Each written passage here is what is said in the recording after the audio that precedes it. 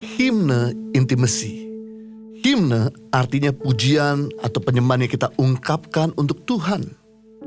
Sedangkan himne intimasi adalah pujian dan penyembahan yang membangun keintiman kita dengan Tuhan. Intimasi artinya akrab. Intimasi artinya adalah dekat. Intimasi artinya erat, melekat, atau merasa nyaman dengan Tuhan. In good relationship. Nah, di dalam dunia ini ternyata ada 3 golongan orang Kristen. Yang pertama, golongan orang Kristen yang tidak punya hubungan intim dengan Tuhan. Golongan orang Kristen ini ikut ibadah hari Minggu, tapi tidak pernah berdoa. Tidak punya hubungan pribadi dengan Tuhan, dan tidak punya kerinduan untuk mengejar Tuhan. Ini adalah Kristen KTP. Arti Kristen adalah pengikut Kristus. Arti Kristen KTP ikut Tuhan karena rutinitas, tetapi tidak ada hubungan pribadi dengan Tuhan. Orang Kristen model seperti ini seringkali disebut dengan Krista, Kristen Natal, atau Paskal, atau Krispas, Kristen Pasca. Orang Kristen ini tidak punya akar yang kuat. Kalau ketemu badai, mudah tumbang, meninggalkan Tuhan. Orang Kristen model begini seperti Kristen yoyo, yang kadang timbul, kadang tenggelam, kadang panas, kadang dingin, kadang suam-suam kuku, gak pernah konsisten. Nah, golongan orang Kristen yang kedua yang ada di muka bumi ini adalah orang Kristen yang pura-pura intim. Ini adalah Kristen munafik. Dia rajin beribadah, tapi rajin buat dosa juga. Rajin ikut komsel, tapi rajin bohong juga. Pelayanan begitu berapi-api, tapi tidak punya buah Roh Kudus dalam kehidupannya. Kelihatan rohani, tapi hatinya busuk. Seperti bangsa Israel pernah ditegur sama Tuhan Yesus, bahwa mereka mulutnya penuh dengan puji-pujian. Mulut bibirnya memuliakan Tuhan, tapi hatinya menjauh daripada Tuhan. Bagi Tuhan, hubungan lebih penting daripada liturgi keagamaan yang kita jalankan. Dan mereka, orang Kristen munafik ini seperti NATO, no action, talk only. Mereka tahu firman, tapi tidak melakukannya. Tidak ada bedanya dengan si iblis. Iblis juga tahu firman, tapi tidak melakukannya. Yesus itu tahu, tapi melakukannya. Nah, orang Kristen model seperti ini, orang Kristen jadi batu sandungan. Ngajarin perpuluhan, ngomong tentang perpuluhan, tapi dia sendiri tidak beri perpuluhan. Dia bicara soal kekudusan, dia sendiri gak bisa hidup kudus. Dia motivasi orang nabur, tapi dia sendiri gak mau nabur. Orang Kristen ini adalah orang Kristen yang pura-pura intim. Yang ketiga, golongan orang Kristen yang ada di dunia ini adalah golongan orang Kristen yang intim dengan Tuhan, bergaul erat dengan Tuhan. Orang ini punya persekutuan yang konsisten. Dia betul-betul menjadwalkan waktu-waktunya selalu ada bersama dengan Tuhan. Dia punya waktu untuk berdoa, dia punya waktu untuk menyembah, dia punya waktu untuk bersatu teduh. Prinsip hidupnya tidak cukup hanya cuma ibadah di hari Minggu. Dia harus selalu mengejar Tuhan dalam hari-harinya. Karena dia merasa bahwa dia perlu Tuhan dalam hidupnya. Nah, ciri-ciri daripada orang intim dengan Tuhan itu yang pertama, dia bisa mempergunakan waktunya dengan bijaksana. Efesus pasal yang kelima, 15-17, karena itu perhatikan dengan seksama bagaimana kamu hidup. Janganlah seperti orang bebal, tetapi seperti orang arif, seperti orang bijak. Dan pergunakan waktu yang ada, karena hari-hari ini adalah jahat. Sebab itu janganlah kamu bodoh, tetapi usahakanlah supaya kamu mengerti kehendak Tuhan. Orang yang bodoh disamakan dengan orang yang tidak pintar mengatur waktu. Dia tidak bisa memanfaatkan waktunya untuk tetap terkonek sama Tuhan, untuk tersambung sama sumber. Dia gak pernah bisa mengelola waktunya bagaimana untuk jadi pelaku kehendak Tuhan. Sedangkan orang bijaksana, dia bisa mengatur waktu. Dia bisa memberikan prioritas bahwa Tuhan di tempat pertama. lebih daripada kepentingan pribadinya.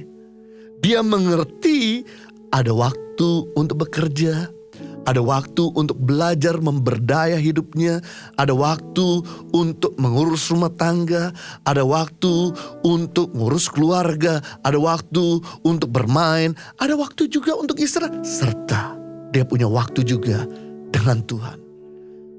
Orang yang punya waktu sama Tuhan berarti orang mencintai Tuhan. Seseorang yang tidak punya waktu sama Tuhan berarti orang tersebut tidak cinta sama Tuhan. Kalau saya tidak pernah cinta sama keluarga saya, pasti saya tidak akan pernah punya waktu sama keluarga. Berarti kalau kita punya banyak waktu sama Tuhan, berarti kita sungguh mencintai Tuhan. Kalau kita tidak punya waktu sama Tuhan, sungguh kita tidak cinta sama Tuhan.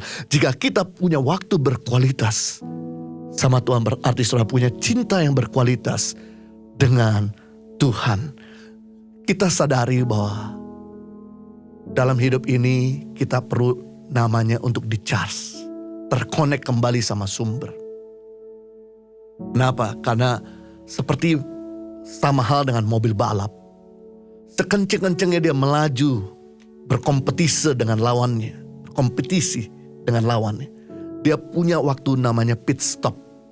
Di mana di pit stop tersebut, si super bisa menghela nafas, bisa minum sebentar, bisa refresh pikirannya.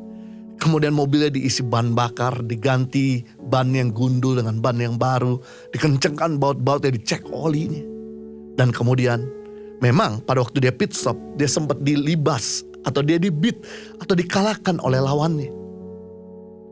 Tapi amat lebih berbahagia buat mereka yang tidak pernah pit stop. Begitu bannya pecah, dia akan berhenti selama-lamanya. Begitu bahan bakarnya habis, dia akan berhenti selama-lamanya. Wahai buat mereka yang punya pit stop, dia akan menarik kembali dengan tenaga yang penuh dan refresh. Sama hal dengan handphone juga perlu waktu jadi charge. Untuk dia tidak lagi hang, untuk dia bisa berjalan pada fungsi. Sama halnya dalam hidup ini. Sesibuk-sibuk kita bekerja, berkarya, kita harus charge kembali. Punya waktu sabat, di mana kita bisa terkonek untuk menarik kekuatan yang baru, untuk menarik hikmat sehingga kita bisa melanjutkan hari yang baru dengan ketajaman yang baru, dengan kekuatan yang penuh. Saya melihat bahwa ada begitu banyak orang-orang yang punya latar belakang buruk, tapi ketika mereka terkonek, ketika mereka punya jam-jam khusus sama Tuhan, hikmat mereka melebihi daripada hikmat orang-orang dunia.